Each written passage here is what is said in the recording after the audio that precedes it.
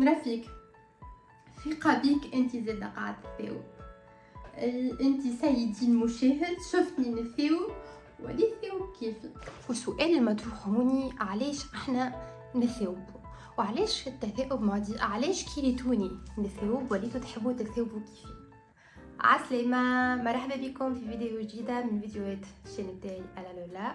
مرحبا بكم في حلقة جديدة من حلقات نفركوا رمانة. واليوم باش نفركوا مع بعضنا رمانة نصوركم.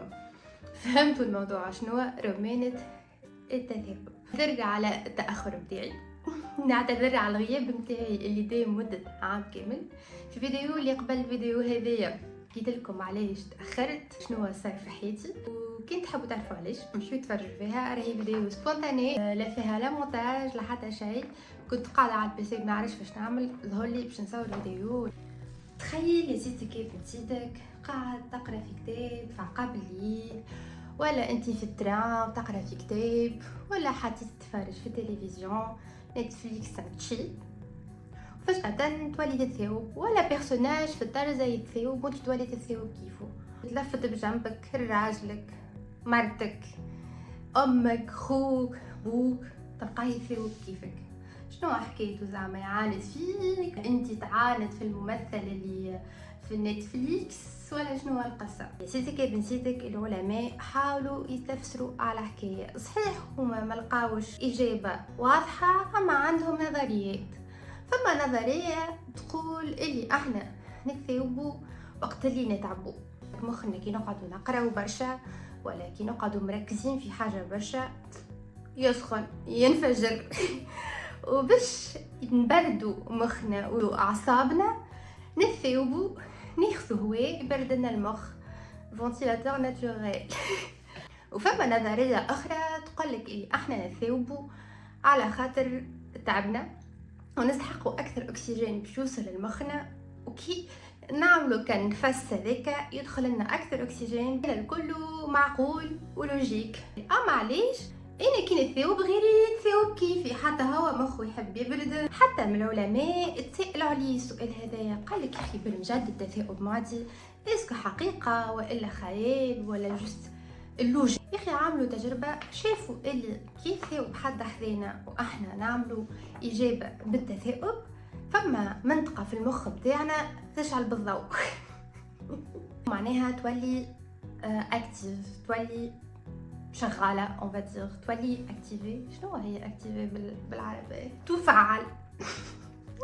منطقه تفعل في المخ. المنطقه هذه لحظه ما حفظتش اسمها نظام الخليه العصبيه المرئتيه، هكا اسمها على جسمها. هما الخلايا في المخ اللي مسؤولين على المعاندة.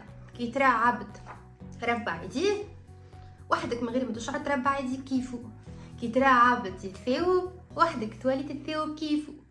هذه هي المنطقة اللي مسؤولة كيما نقولوا نحن على المعاندة المرئتية، كيما المرآة. دونك وقت اللي عبد يتثاوب نظام الخلايا العصبية المرئتية يتشغل عنا ونوليو احنا نعملو كيفو نثاوبوا. وفما دراسات اخرى تقولك التثاؤب ليه للامباتي. شنو هي هذا الامباتي؟ الامباتي هي التعاطف. يعني احنا سيدك يا بن سيدك كي نراو عبد يثاوب باش نتعاطفوا معاه ونوليو نثاوبوا كيفو. ونظريه انه التثاؤب يعدي راهي نظريه نسبيه. اش معناها نسبيه؟ فما عباد يتعداو اكثر من الاخرين، معناها فما عباد عندهم اقل امباتي. العباد اللي عندهم اقل امباتي ولا اقل تعاطف هما اقل عدوى بالتثاؤب. احنا كي نثاوبوا ناخذ مع العبد اللي يثاوب قدامنا. خلينا نعملوا تيست تويكا. انا باش نثاوب في الفيديو وانتم تحب نشوفكم. قولوا لي ثاوبتوا ولا لا، حطوا لي في الكومنتير من لوطا ثاوبتوا ولا لا. خلينا نشوف فيكم شكون حساس. اي نطلقوا على بركه الله.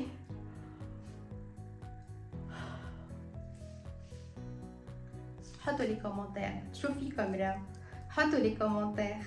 كي تثاوب المره الجايه تفكر اللي بدنك يحب يعمل ريفريش لمخك ويحب يختم الفونتيلاتور ناتوريل اللي فيك، واللي كي نشوفوا حد يثاوب ونثاوبوا معاه رانا خاطرنا جست احنا سامباتيك ونتعاطفوا مع الاخر. سي سيت فيديو عجبتكم ما تنسيوش اللايك، abonnez-vous باش ما تفوتكمش les prochains mises et expériences وحطوا لي في les commentaires شنو أكثر حاجة غريبة سمعتوها اليوم. من هون لوقتها نقول لكم au revoir à la prochaine.